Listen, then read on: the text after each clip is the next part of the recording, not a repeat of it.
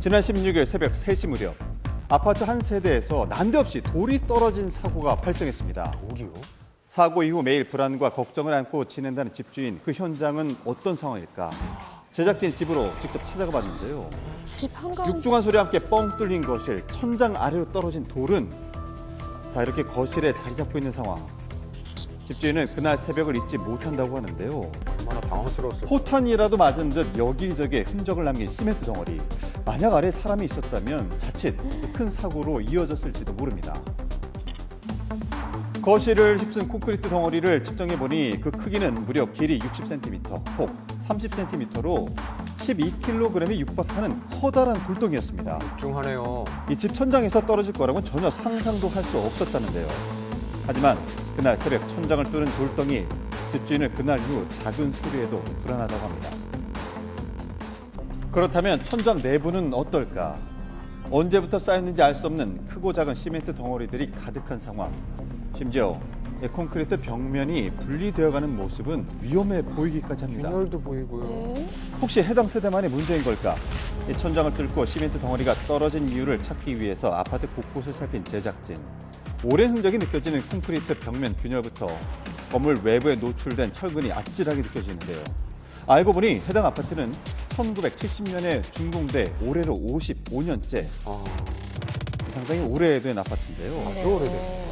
그렇다면 천장 붕괴의 원인은 아파트 노후화인 걸까요?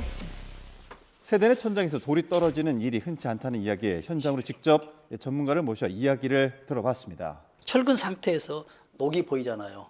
이것들은 이제 공기와 노출이 돼서 산화돼서 녹슬었다는 얘기거든요. 그러니까는 이런 거 떨어졌다는 얘기는 이제 하나의 원인이보다도 여러 개의 원인이 있을 수가 있죠. 다발적으로.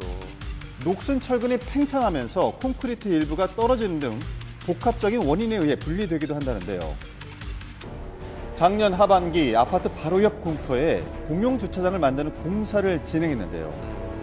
약 8,000제곱미터의 대형 부지였던 이곳에 아파트에 영향을 주는 무리한 공사를 한 것은 아닐까. D등급인 아파트. 시설물 안전정을 통해서 5개로 나눈 안전등급 중에서 해당 아파트가 결함으로 인한 보수를 필요로 하는 D등급이라는 것. 점검을 2급이네요. 23년도 12월 달에 D등급으로 바뀌었어요. 23년 12월에 D등급으로 하향 조정됐던 아파트. 하지만 지난해 하반기 하위 등급인 아파트 옆에 지자체가 관리하는 공용 주차장을 만들면서 아파트 안전에 영향을 줬을지도 모르는 상황. D등급이나 2등급 뭐 그런 진단받은 근처에서 공사를 할 때 뭐 제약이나 이런 건 없나요? 아니, 하긴 해야 돼요. 신고한 사람들은 하는 대로 했어요. 법에서 다 규정대로. 그런데도 흔들린다는 얘기죠. 공사에 앞서 주민 설명회를 통해 사전 안내했다는 관할구청. 하지만 천장은 이미 무너진 상황. 주차장 공사와 전혀 관련 없는 문제로 볼 수 있을까요? 그래서 민원이 많습니다. 옆에 공사하는 데는. 공사로 인해서 옆에 건물에 뭐 균열이 갔다라는 것을 또 입증하기도 어려워요.